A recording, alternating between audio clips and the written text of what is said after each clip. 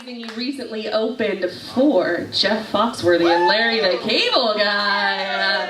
Please give it up for Mr. Cody Parr.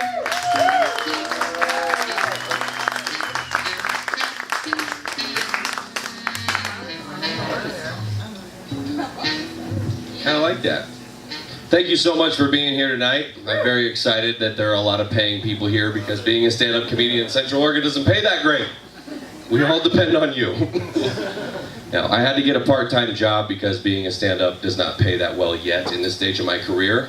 So I actually applied to be a hospital chef. I don't know if you know what a hospital chef does, but it's kind of a no-show job. Like, being a hospital chef is like being Caitlyn Jenner's vagina. Everyone knows you exist. You don't really do anything, and you smell like microwave deli meat.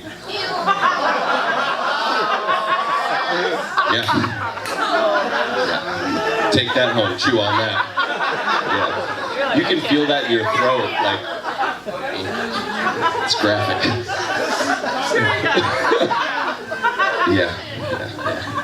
Being a chef, though, kind of puts on the pounds, so it kind of hurt my dating scene. So I quit that job and went back to the gym, started working out some more because I was single at the time when I applied, and I started dating. Is anyone here on a date tonight? No. All of you? Holy cow. Love that. No. Dating was hard. Dating was hard. I actually ended up finding out something about myself while I was dating, that I love dating elderly women. Elderly, not older. Like elderly. Like if older women are cougars, I want saber-toothed tigers. You know what I mean? I want ancient pussy, man. I want antique roadshow pussy. I want my pussy to smell like used jeans at Goodwill. Like a well-maintained vinyl record collection, just... You know what I mean? It's wonderful. No, the benefit, like I've been with women that are younger than me. I've been with women that are the same age as me. I've been with women older, and I've been with elderly women. And what I love about elderly women is, like, it doesn't matter your age, all of you women steal the goddamn covers. Every one of you steals the covers, but when you sleep with an elderly woman, if she steals the covers, if you get close enough, you can just kind of get that excess loose skin and just kind of... It's like an anxiety blanket. Like, it's heavy. It's like a Tempur-Pedic heroin blanket. That's the best way I can describe it. And it's also kind of like a life alert because, like, you feel the heartbeat. What, like...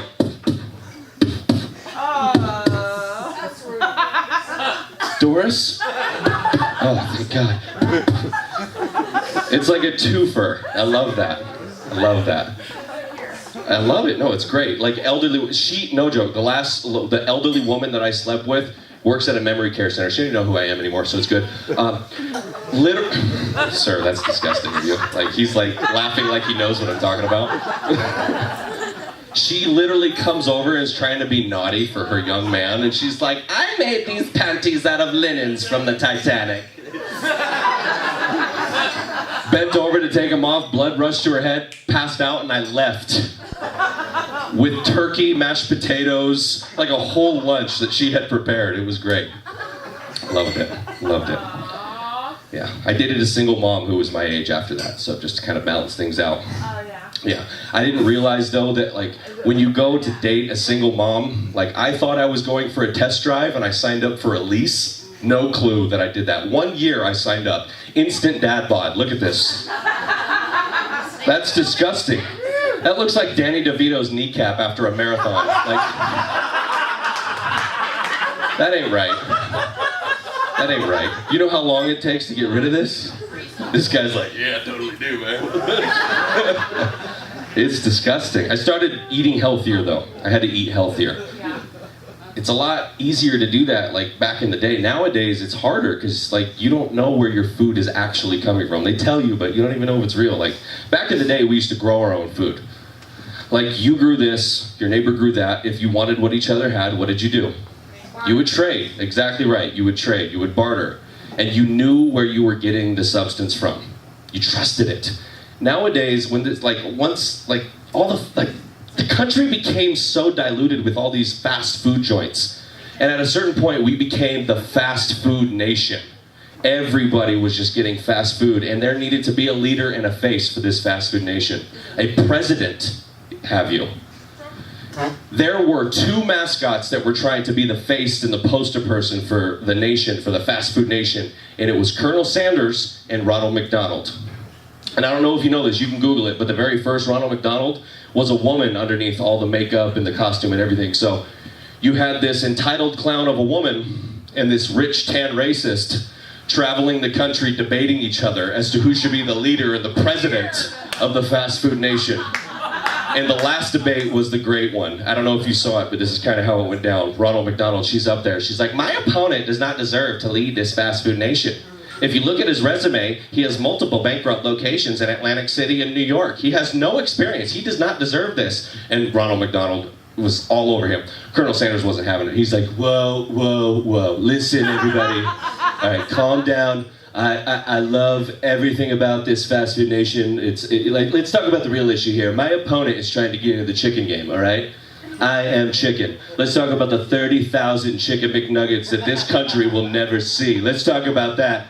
Ronald McDonald's like, listen, I should not have used public transportation to try to ship those McNuggets. That was wrong of me, but that's the quality of a good leader, taking ownership.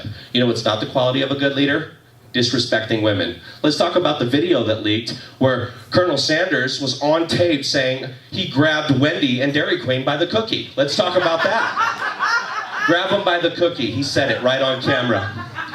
All right, listen, I love women, I respect women. I'm probably the greatest at respecting women. I love Wendy, she's got the red hair, the pigtails, they're like handlebars. Dairy Queen, she's okay, you know, she's a little thicker because of the milk, but, you know, let's talk about something that's real here. My opponent, Ronald McDonald, she has been working with the Burger King for the last 8 years, that black bastard, and keeping this country in small, medium, and large. It is time for this country to be bigger. It is time for this country to be better. It is time to make the fast food nation great again. Sir, how are you going to make the fast food nation great again? I'm sorry, ma'am, you're a woman. I didn't hear your question. Sir, what is your question? How are we going to make the fast food nation great again? We're going to build a bucket.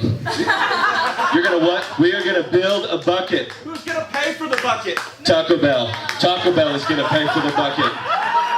I am tired of these wonderful immigrants coming across the border and delivering their delicious fourth meal diarrhea. I have had it. I am done. I got my buddy over here, Carl. He's got his son, Carl Jr. They know these 5 guys, and I swear to God, they're going to build this bucket.